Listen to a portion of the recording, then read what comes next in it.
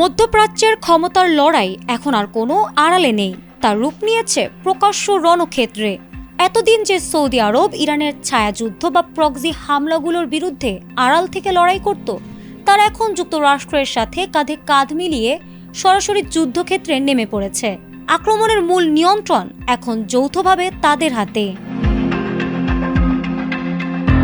এই যৌথ সামরিক কৌশলের অংশ হিসেবেই সম্প্রতি ইরাকের পূর্বাঞ্চলে ইরান সমর্থিত পপুলার মোবিলাইজেশন ফোর্সেসের গোপন অস্ত্রাগারগুলোতে আকস্মিক ও ভয়াবহ তাণ্ডব চালিয়েছে মার্কিন ও সৌদি যুদ্ধবিমান।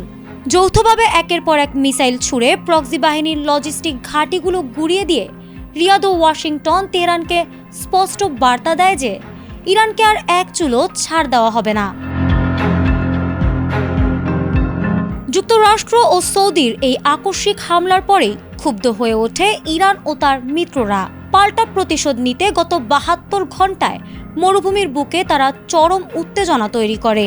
মার্কিন ঘাঁটি আর সৌদির তেল ক্ষেত্রগুলো লক্ষ্য করে ধেয়ে আসে ৩০টিরও বেশি ড্রোন ও ক্ষেপণাস্ত্র। এর পাশাপাশি ওমানের মধ্যস্থতা প্রত্যাখ্যান করে হরমুজ প্রণালী সম্পূর্ণ নিজেদের কবজায় নেওয়ার যে হুঁশিয়ারি তেহরান দিয়েছে, তা বৈশ্বিক জ্বালানি বাজারের হৃৎপিণ্ডে বড় ধরনের কাঁপন ধরিয়েছে।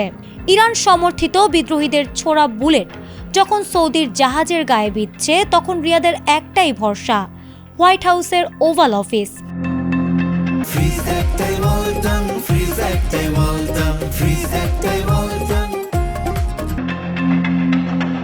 ঠিক এই চরম মুহূর্তে হোয়াইট হাউসের ওভাল থেকে ত্রাতার ভূমিকায় অবতীর্ণ হয়েছেন ডোনাল্ড ট্রাম্প।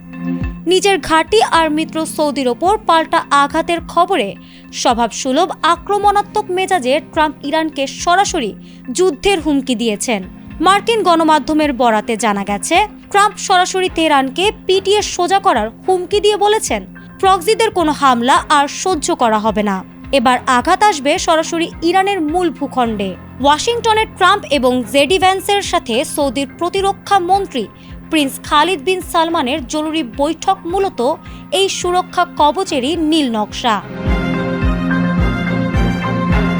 ট্রাম্পের এই রণহুঙ্কার এবং সর্বাধুনিক মার্কিন আকাশ প্রতিরক্ষা ব্যবস্থা আপাতত সৌদি আরবের জন্য একটি শক্তিশালী ঢাল তৈরি করেছে ঠিকই, কিন্তু প্রশ্ন হলো, ইরান যদি তার পুরো প্রক্সি নেটওয়ার্ক নিয়ে সর্বাত্মক ড্রোন ও ক্ষেপণাস্ত্র যুদ্ধে নেমে পড়ে, তবে ট্রাম্পের এই কড়া হুমকি কি আসলেই মরুভূমির বুকের রিয়াদকে দীর্ঘমেয়াদে রক্ষা করতে পারবে, নাকি মধ্যপ্রাচ্যকে এক অনন্ত যুদ্ধের আগুনে পুড়িয়ে মারবে?